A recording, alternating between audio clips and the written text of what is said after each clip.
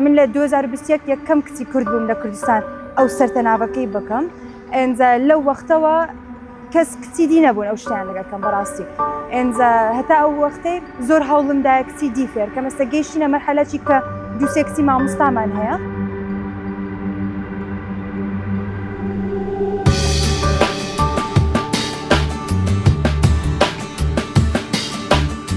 ئەوڕۆ ئاشنابوونی ئافرەتانە لەگەڵ وەرزشی بەردەوانی لە دۆڵی میوزیک بە سپۆنسەری ڕوانگە کە دەستخۆشیان لێ دەکەین ڕۆژێکی ئەوها تایبەتیان ڕێکخستیە لە بۆمان.